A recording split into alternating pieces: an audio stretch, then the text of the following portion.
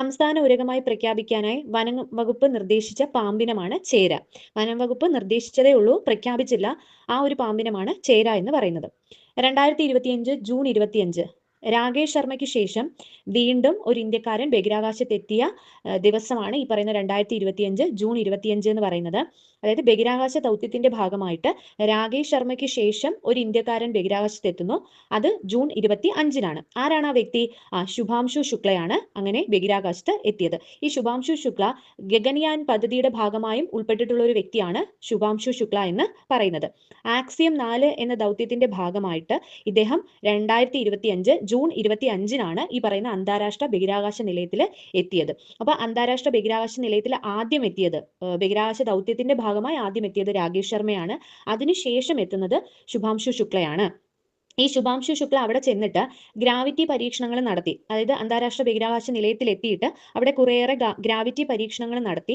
അങ്ങനെ ഗ്രാവിറ്റി പരീക്ഷണം നടത്താനായിട്ട് കേരളത്തിൽ നിന്ന് കുറച്ച് നെൽവിത്തിനങ്ങളും കുറച്ച് എൽവിത്തിനങ്ങളും അങ്ങനെയൊക്കെ കൊണ്ടുപോയി. അപ്പൊ ഗ്രാവിറ്റി പരീക്ഷണത്തിനായിട്ട് കൊണ്ടുപോയ കേരളത്തിലെ നെൽവിത്തിനമാണ് ഉമ, ജ്യോതി എന്നറിയപ്പെടുന്ന 2 നെൽവിത്തിനം. അതുപോലെ കൊണ്ടുപോയ എള്ളിന്റെ വിത്തിനമാണ് തിനതാര എള്ളെന്ന് പറയുന്നത്. അപ്പൊ തിനതാര എള്ളെന്ന് പറയുന്ന വിത്തിനവും കൊണ്ടുപോയി.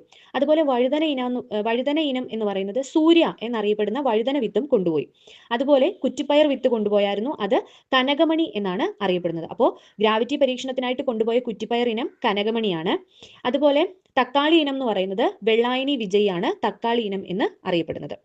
ഇനി കേരള സർക്കാർ പുറത്തിറക്കിയ ഒരു പദ്ധതിയാണ് ഫാർമസിസ്റ്റ് അല്ലാത്തവർക്ക് മരുന്ന് വിതരണം നടത്തുന്നത് ഒഴിവാക്കാൻ വേണ്ടി. ഫാർമസിസ്റ്റ് അല്ലാത്തവർ മരുന്ന് വിതരണം നടത്താൻ പാടില്ല, അത് ഒഴിവാക്കുന്നതിനായിട്ട് കൊണ്ടുവന്ന ഒരു പദ്ധതിയാണ് കോമ്പൗണ്ടർ പദ്ധതി എന്ന് അറിയപ്പെടുന്നത്. തെലങ്കാന പുറത്തിറക്കിയ ഗ്രാമീണ മേഖലയിലെ വനിതാ ശാക്തീകരണത്തിന് വേണ്ടിയിട്ടുള്ള ഒരു ആപ്ലിക്കേഷനാണ് സീത എന്നറിയപ്പെടുന്ന ആപ്ലിക്കേഷൻ. SITHA എന്ന് പറയുന്ന സീത ആപ്ലിക്കേഷൻ തെലങ്കാന പുറത്തിറക്കിയ ഗ്രാമീണ മേഖലയിലെ വനിതാ ശാക്തീകരണം ലക്ഷ്യമിട്ട ആപ്ലിക്കേഷനാണത്. പൈലറ്റുമാരുടെ പരിശീലനത്തിനായിട്ടുള്ള ഒരു ഇലക്ട്രിക് ട്രെയിനിങ് വിമാനം തദ്ദേശീയമായിട്ട് ഇന്ത്യ വികസിപ്പിച്ചെടുത്തു. അതാണ് ഈ ഹൻസ എന്നറിയപ്പെടുന്ന വിമാനം. 2025 സസക്കാവ പുരസ്കാരം എന്ന് പറയുന്നത് ഐക്യരാഷ്ട്ര സംഘടന ദുരന്ത നിവാരണ മേഖലയിൽ നൽകുന്ന ഒരു പുരസ്കാരമാണ് സസക്കാവ പുരസ്കാരം എന്ന് പറയുന്നത്.